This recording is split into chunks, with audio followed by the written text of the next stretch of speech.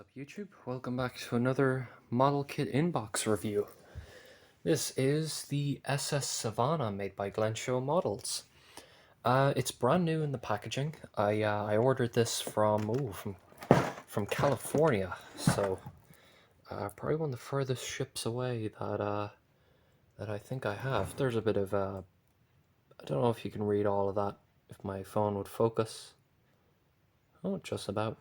So this is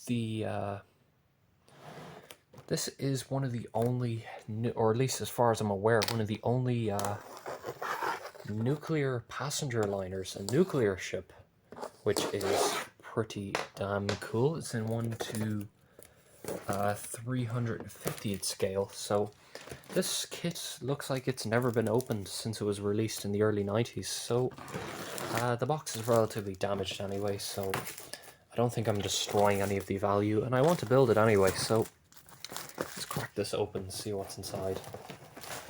Like I say, I haven't, well, not like I say, but I haven't actually seen the inside of this yet, so there you go.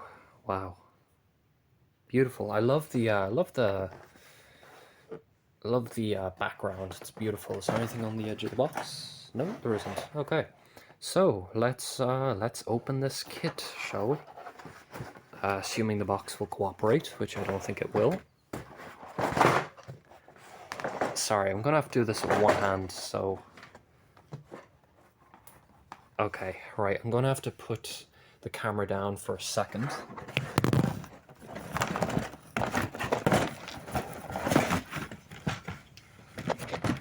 There we go. Right. So, wow, it was actually a lot bigger than I thought. There's the shells. Nice plastic as well. Oh, and pre-drilled portholes. So, yeah, I think I'll put a lighting kit inside of this. Beautiful, nicely molded as well.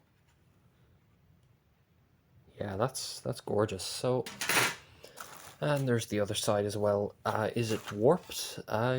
You darn right it is. So that's probably going to be a nightmare to glue those two ends together. Probably going to need a lot of filler, a lot of sanding. So it comes with some stands. There's your boat decks as well. And judging by the molding, it actually looks pretty good, to be honest. It's not, you know, a lot of these obscure kits usually have molding that is really bad, but it's not bad.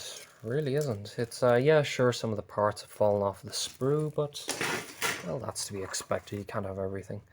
There is the decals. Now the decals look,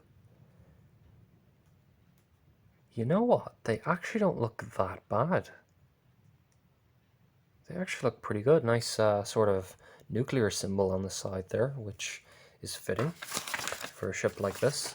We have some ludicrously simple instructions. I actually, for a second when I first opened it there, yeah, okay, this is the way it goes. I thought the instructions were missing, but they're not. There's some painting instructions there. Of course, I'm going to be using Humbrol paints for this. Again, don't quote me on that. I like Humbrol paints, and they're the cheapest and easiest ones I can find. I've tried some other brands. I've tried Revell, but I don't know. I like the Humbrol. I like how vibrant they are. So yeah, there's the parts list. Obviously, the hulls were once on the sprues, but they have long since fallen off. There's a closer look at some of the decks. N.S Savannah, or Savannah, I don't know. Yeah, so just really a 7-piece instructions, and I'll definitely consider putting a lighting kit. No, I think I definitely will. It doesn't come with a stand, unfortunately, but it does have these sort of feet that the ship sort of hovers on. Oh, a piece fell out of the box. Yeah, small little...